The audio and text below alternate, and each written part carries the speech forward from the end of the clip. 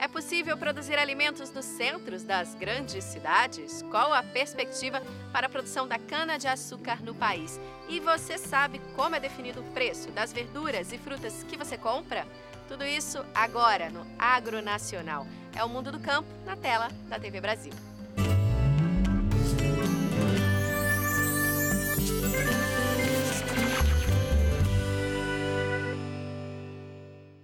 Quem disse que uma grande área verde é indispensável para cultivar alimentos? Em uma das ruas mais movimentadas de São Paulo, uma horta foi montada no subsolo de um edifício e ela ainda aproveita os resíduos orgânicos do prédio, que se transformam em adubo após passar por compostagem. O Pátio Malzone ele tem 20 andares, são 3 torres. E em torno de 20 empresas que estão instaladas aqui no prédio. E por mês nós geramos em torno de 55 toneladas de resíduos.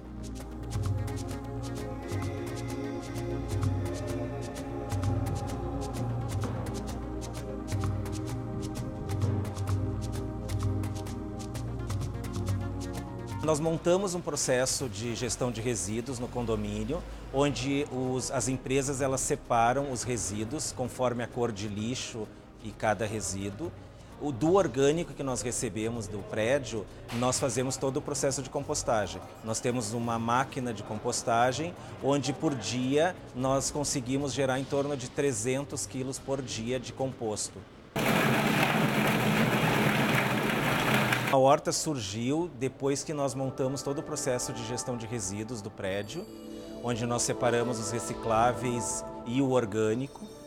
Do orgânico a gente fez a compostagem e aí a gente percebeu que a gente precisava fechar o ciclo sustentável do prédio. E aí para fechar o ciclo sustentável era fazer uma horta.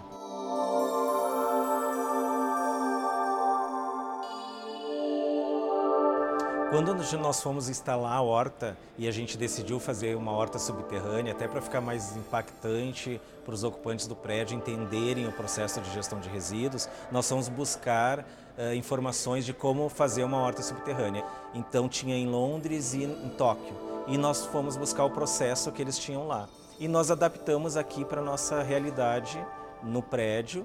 Então nós buscamos uma lâmpada especial com cores distintas para ela fazer o processo de fotossíntese das plantas. A lâmpada ela fica 12 horas acesa e 12 horas desligada, para a planta poder fazer e compreender que ela está fazendo o ciclo dela e para fazer a fotossíntese.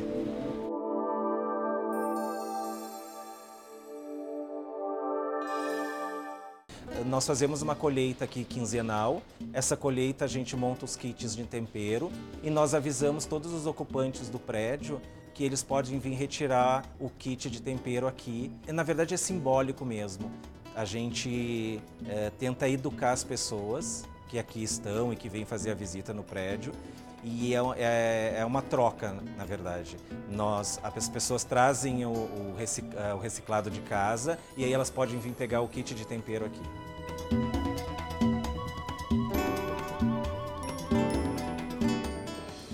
O adubo gerado aqui no condomínio, nós utilizamos ele tanto na horta aqui, como em todo o jardim do prédio, que nós temos 6.000 metros quadrados de jardim. E o que sobra do adubo, nós criamos um saco de 2,5 kg, que nós deixamos aqui do lado da horta, para todos os ocupantes que trabalham no prédio, visitantes, eles podem levar para casa. E também nós criamos um saco de 20 quilos, que nós doamos para vários projetos na cidade de São Paulo. Reflorestamento da Marginal Pinheiros e Tietê, doamos para museus também e para prédios residenciais do entorno.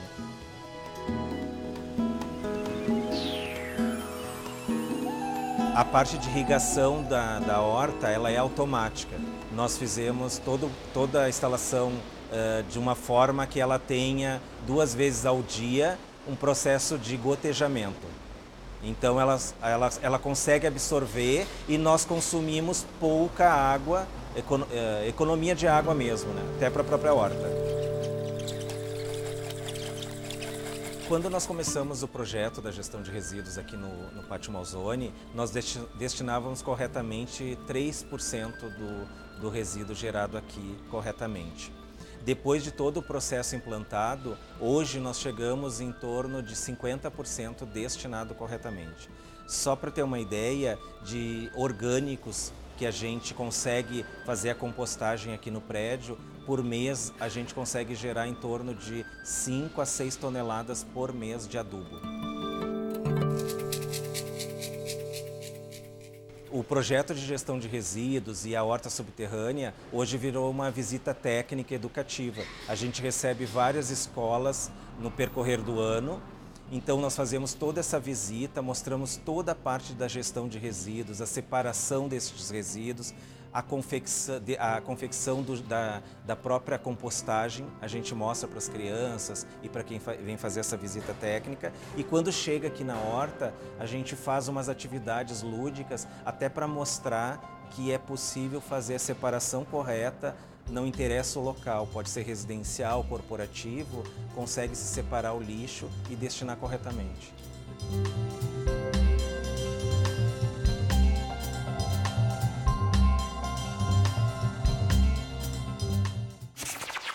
Você conhece as centrais de abastecimento? Sem elas, seria muito mais difícil ter vegetais frescos na nossa mesa. Essa semana, o Agronacional conversou com o presidente da Ceasa do Distrito Federal e ele explicou a importância da central e também como são definidos os preços das mercadorias.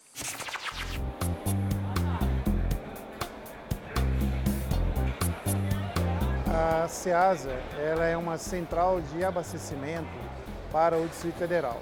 Comparada com outras Ceasas no Brasil, elas são 100% atacadistas de abastecimento de frutas, legumes, verduras, né, e outros produtos que precisam ser comercializados nas nossas cidades. A Ceasa tem por objetivo atender todas as demandas na parte de frutas, de legumes, de verduras e abastecimento do comércio, tanto local como na nossa região próxima de Brasília. O público-alvo da Ceasa hoje são as frutarias, os pequenos supermercados, as mercearias e os grandes supermercados, né? Outros atacadistas que tem aqui no Distrito Federal e no entorno. Os dias mais cheios na Ceasa para comercialização é na segunda e na quinta, porque é o dia que a gente abastece o Distrito Federal. Isso tem uma lógica de abastecimento. O pessoal compra aqui na Ceasa na segunda, vende na terça e na quarta, volta na quinta-feira, vende na sexta e no sábado, e no domingo de madrugada ele chega aqui para comprar novamente na segunda e assim vai seguindo. O preço hoje no Distrito Federal, que a Ceasa trabalha fornecendo e mostrando para os produtores qual é o preço a ser praticado no dia, ele é oriundo de uma pesquisa feita aqui pela manhã, entre 6 horas e 7 horas da manhã. Você pega o menor preço e vai para o maior preço e estabelece uma média, tá, de quanto que sai o preço hoje.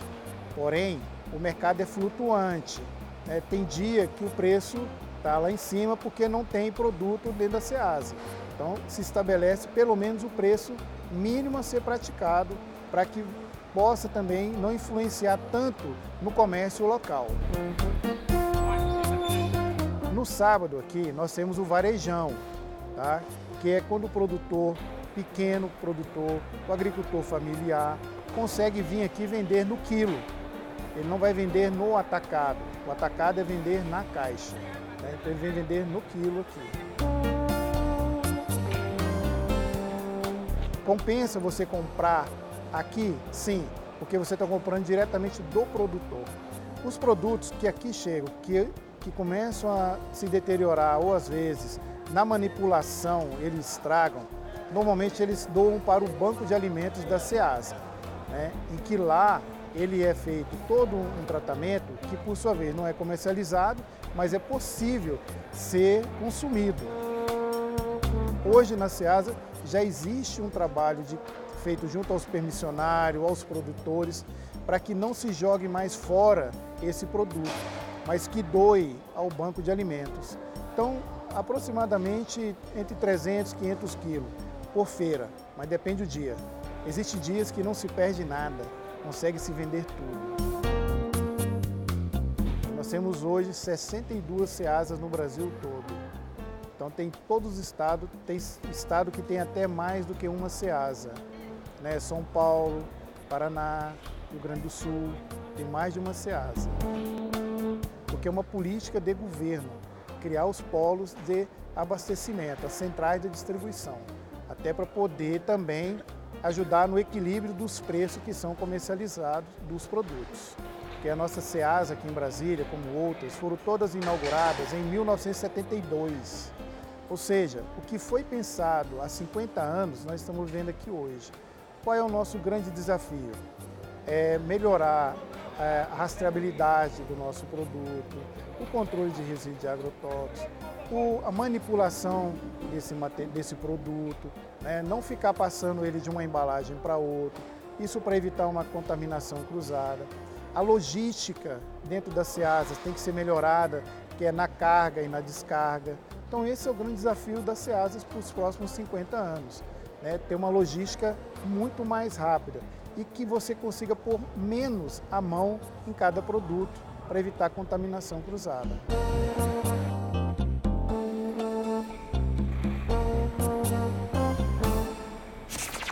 No próximo bloco, a gente vai te ensinar uma receita deliciosa com camarão. O programa traz também informações sobre o vazio sanitário, uma técnica muito importante para o controle de pragas. E ainda uma entrevista com um especialista do IBGE que vai apresentar dados sobre o cultivo da cana-de-açúcar no país. Fica com a gente!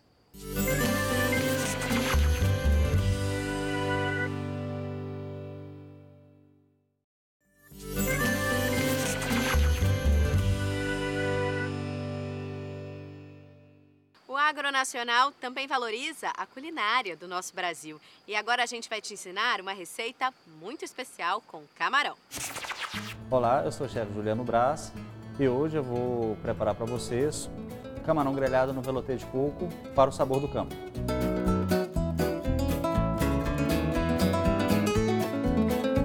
Aqui a gente vai aquecer a panela primeiramente, um pouquinho de azeite. O alho, nós vamos dourar ele levemente, né? Não precisa dourar muito.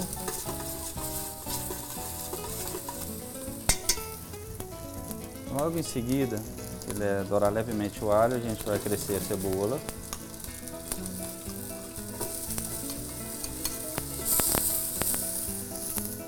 O palmito.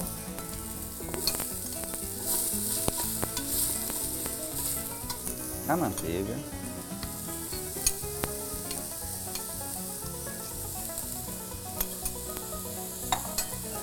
O açafrão para dar levemente uma cor na nossa receita.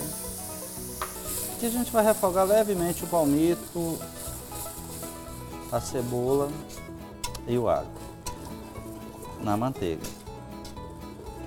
Assim que a manteiga estiver homogênea, já estiver derretida e tal, e refogado um pouco os ingredientes, nós vamos adicionar aqui a nossa farinha de trigo. Então aqui a gente fazer um roux, né? Nós vamos fazer praticamente um roux, que é a mistura de farinha e manteiga. Isso aqui que vai engrossar a nossa preparação. Cozinhou aqui um pouco. Aqui a gente já vai acrescer a água de coco, né? A manteiga, a finalidade da manteiga e da farinha é exatamente dar liga na água de coco. Vai se tornar um molho mais homogêneo, né? E ter uma consistência diferenciada. Um pouquinho de sal.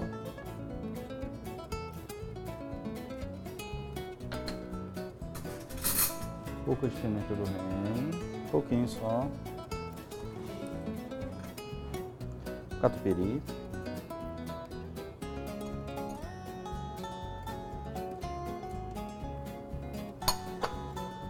O catupiry faz toda a diferença nessa receita. Ele vai se fundir aqui com a água de coco e vai dar toda a cremosidade que a gente precisa na receita. Limão.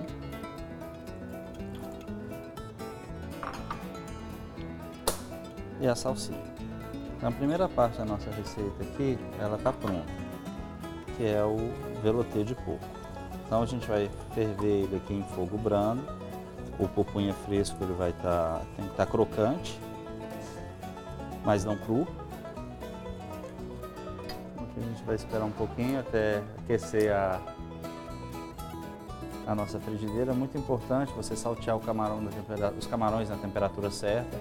Faz toda a diferença na textura e no sabor dos camarões, né? É um produto delicado, então a cocção dele tem que ser alta temperatura, pouco tempo. Então você vai manter toda a textura, o sabor, inclusive o suco interno do camarão.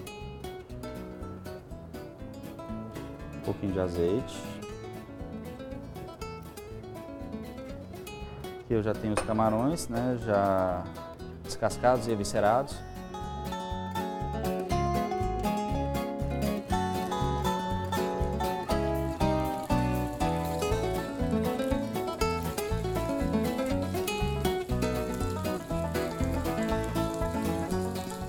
Já com todos os camarões alinhados, agora nós vamos temperar ele com sal.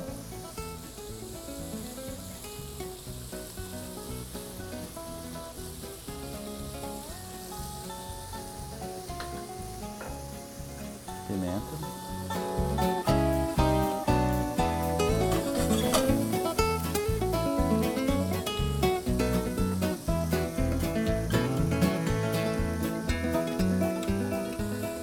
Agora virando ele delicadamente.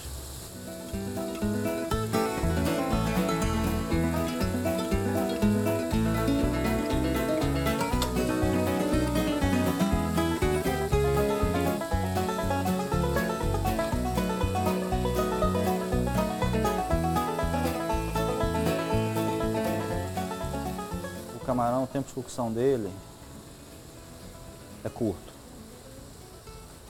Aqui a gente já virou ele, salteou de um lado e do outro, temperamos com sal, pimenta.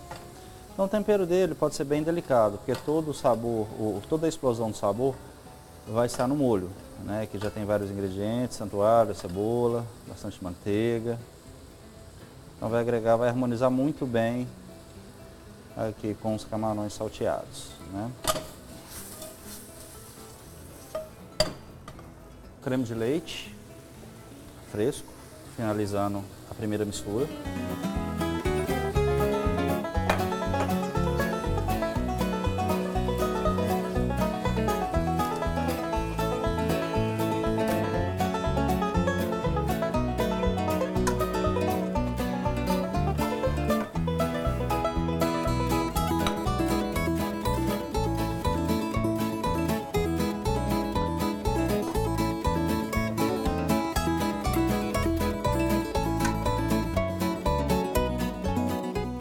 Pronta a nossa receita, é o camarão salteado em velouté de coco.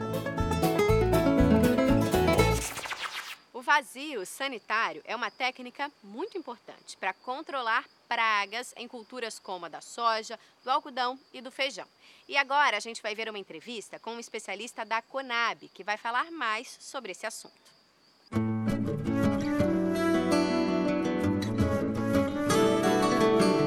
O vazio sanitário é um período instituído em que os produtores não podem cultivar determinadas culturas. Então esse período ele é de 30, 60, 90 dias, a depender da cultura. Ele é importante porque ele ajuda a quebrar o ciclo de pragas ou de doenças de determinada cultura. Isso faz com que o produtor ele possa plantar uma nova safra, então na safra seguinte, e ajudar no controle dessas doenças ou pragas que podem, porventura, vir a impactar a produtividade.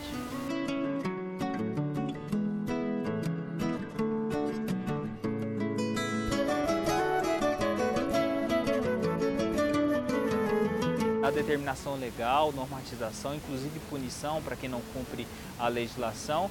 A soja é o principal produto produzido pelo Brasil. A gente já produz acima de 100 milhões de toneladas há muito tempo, é sempre em torno de 50% da produção total de grãos. Então o volume de plantas cultivadas e consequentemente, pragas e doenças atuando que podem afetar a produtividade é muito grande.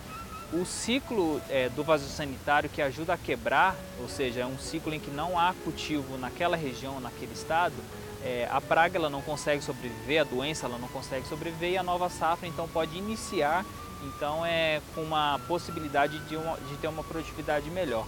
Um exemplo que a gente dá muito assim é que a ferrugem asiática, que hoje é a principal doença da cultura da soja, ela apareceu no Brasil em torno da safra 2000, 2001. E o Brasil, como com várias culturas, ela vinha num ciclo crescente de aumento de produtividade, porque o produtor tinha sempre investido mais na cultura. O período em que a ferrugem asiática apareceu no país até que o vaso sanitário foi estabelecido para ajudar a quebrar o ciclo da doença, praticamente houve uma estabilidade na produtividade média. Um exemplo que a gente dá é o Mato Grosso, que é o principal produtor de soja do país. Depois de instituído o vaso sanitário e que ajudou a quebrar esse ciclo da doença, a produtividade voltou a aumentar. Normalmente o vaso sanitário é instituído quando se tem um problema aparente. Um exemplo, a ferrugem asiática na soja. Foi a ferrugem asiática que levou a ter o vaso sanitário. No caso do feijão, por exemplo, o mosaico dourado, que é uma doença transmitida pela mosca branca, é uma das piores doenças do feijão e o vaso sanitário foi instituído para ajudar a quebrar o ciclo dessa praga, no caso a mosca branca, que é o vetor da doença. Então, na verdade, é quando existe a causa é que é instituído o vaso sanitário. Para outras culturas como o milho, é porque ainda não há nenhum problema aparente que faça necessário ter o vaso sanitário. Quase sempre ele coincide logo depois do final da colheita e antes de iniciar o plantio da nova safra. Então ele é pensado, estudado e tem muitos profissionais envolvidos para definir essa época, justamente para ser uma época em que não há impacto econômico para o produtor.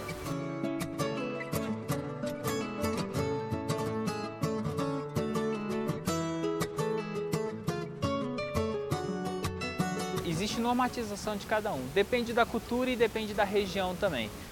Inclusive, por exemplo, a soja tem vaso sanitário em quase todos os estados produtores. No Rio Grande do Sul não tem. Por quê? Porque lá o inverno é tão rigoroso que é um vazio sanitário natural. Então depende da região, depende da cultura, pode ser de 60, 90 dias, é muito variável isso. De imediato é importante saber que no Brasil as culturas que têm vaso sanitário é soja, feijão e algodão, sempre essas. As outras não tem nenhum vaso sanitário instituído atualmente. Mas sempre que o produtor tiver dúvida, ele pode consultar sempre a secretaria ou instituto, ou seja, o órgão do estado que é responsável pela defesa vegetal, sempre é esse o nome. O órgão responsável pela defesa vegetal é ele que normatiza, é ele que fiscaliza, é ele que tem informação e aí pode falar tanto da cultura quanto do período. Porque a gente tem casos, por exemplo, no Pará, onde você tem duas regiões produtoras de soja, então são vazios sanitários em épocas diferentes. Então isso é importante saber também.